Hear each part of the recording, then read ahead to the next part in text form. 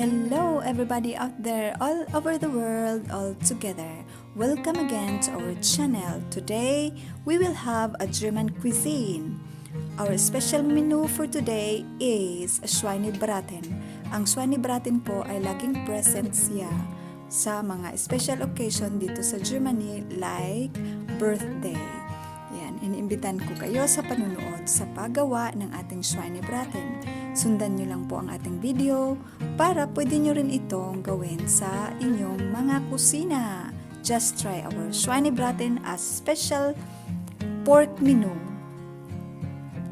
Yan, just check our other ingredients in the description below to have a complete list of our ingredients.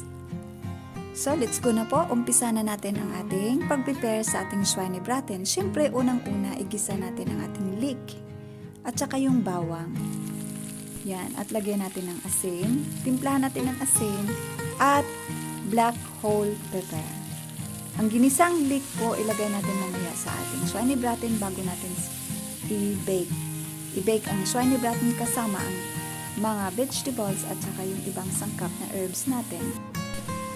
Yan, ilagay natin ang ating iba't ibang sangkap dito.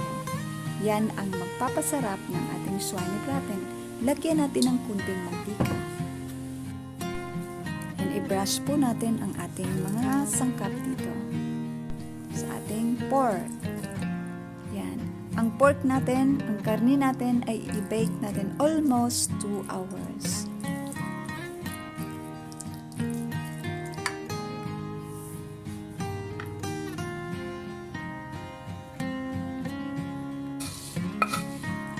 Isama na natin ang ating ginisang leek.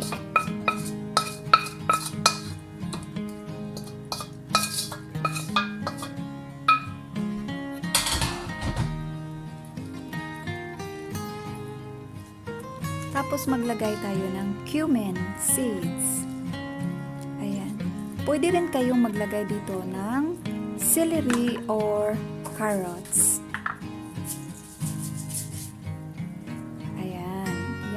Cumin seeds natin. And then, we will add 2 cups of water.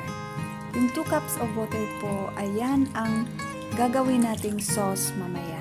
Yan. Isinama natin ang tubig dyan para naman magkaroon ng lasa ang ating tubig or ang sauce mamaya. Kasi, homemade based sauce ang gawa natin dito, hindi siya ready-made. Meron kasing mga ready-made na sauce ng Schweinebraten. Ayan, at i-bake na natin ang ating Schweinebraten with almost 2 hours, 1 hour and 40 minutes. And here we go! Ito na yung Schweinebraten natin at makikita nyo, meron po siyang sauce. Ayan, i-slice natin ang ating Schweinebraten at ibalik natin doon sa oven para maging warm po siya. Yan, at hindi na natin i-on ang ating oven. Medyo warm pa kasi or mainit pa yung oven natin to keep it warm. And now we're going to prepare our sauce for our Schweinebraten. Yan, lagyan natin ng cornstarch para magkalapot ang ating sauce for our Schweinebraten. And here is our Schweinebraten. Now, we're going to prepare our plating. Yan, dito natin i-prepare ang ating fruits as a deco and all of them are edible. Lahat po nakakain ang ating mga decoration dyan. Kahit ang rosebuds, nakakain po ang rosebuds. Yan. And this is my special Schweinebraten for my special husband. Yan. Extra decorated plating po. Yan. Ang aking Schweinebraten with meatballs. Salamat po sa panunood. Hanggang sa susunod. And I wish you always guten Appetit. Bon appetito. Sana meron kayong natutunang German kitchen dito sa ating video. Guten Appetit! Hanggang sa susunod! Bye-bye! Bye-bye!